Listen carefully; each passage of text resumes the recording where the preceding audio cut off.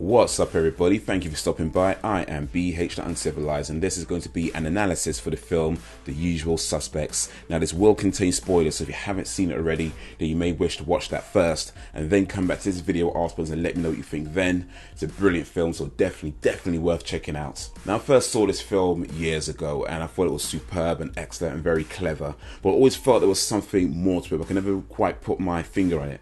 So lately what I decided to do is rewatch it over and over again, trying to figure out what else is there to it, because by the time we get to the end of the film we realise that Verbal Kint was CasualSavage, but always just felt like that can't be just it, there's always something more. So that's what I'm going to try and do with this analysis, try and figure out what more to this film is there. Now Kint tells the story from his own perspective, but by the time we get to the end of the film we realise that he was actually lying about at least some of that story. Now we don't know which part specifically he was lying about, but we do know that he was lying. However, there are a few parts of the film that are not narrated by Verbal Kint, and those parts we can get some truth from.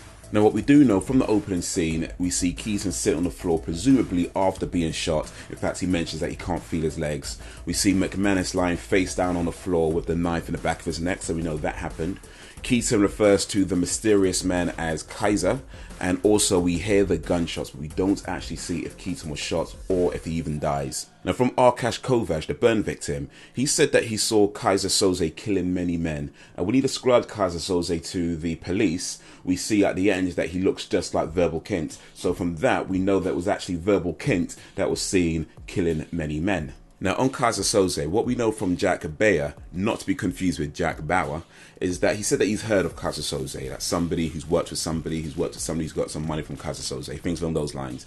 And this fits in with what Kobayashi said about him, that nobody ever knows that they're working for Kaiser Soze. And we also know from the opening scene that Kaiser Soze is ambidextrous. We see that he switches his gun from his right hand to his left hand, showing that he favors his left hand. However, when he's pointing the gun at Keaton, we see that he has the watch on his left wrist, which you can only put on with your right hand, showing, or at least suggesting, that he can use both his hands fairly well.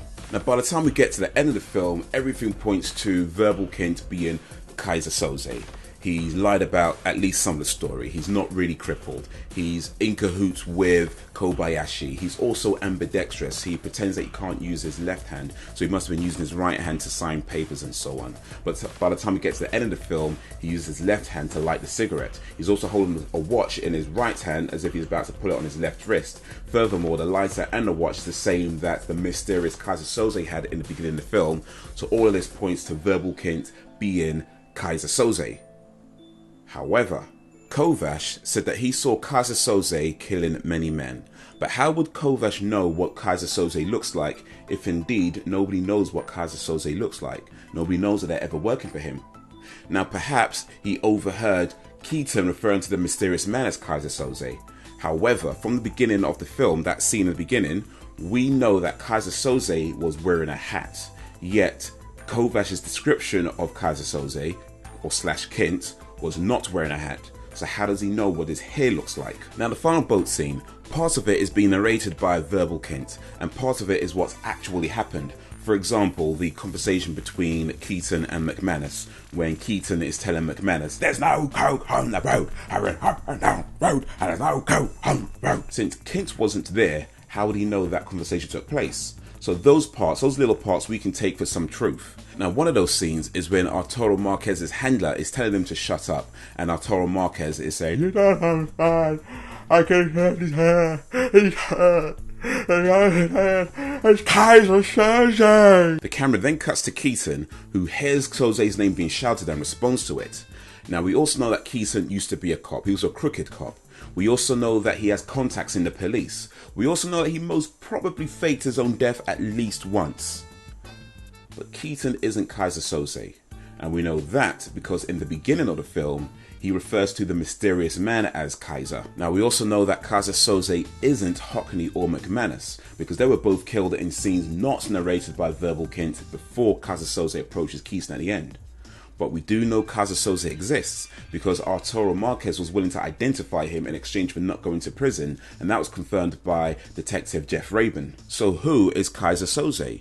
Now if indeed Verbal Kint is Kaiser Soze, it would mean that he was walking around on the boat, killing many men while exposing his face, only to put his hat on at the end before killing Keaton, or presumably killing Keaton, all while Kovacs is spying on him and possibly listening in as well, to which Soze was unaware of. Now, given the lengths that we're led to believe that Soze goes to in order to conceal his identity, a person so mysterious that even the police aren't sure if he exists or not, this does seem very unlikely behaviour. But if Keaton was Soze, that would mean that he deliberately called somebody else Kaiser, knowing full well that that person isn't Kaiser.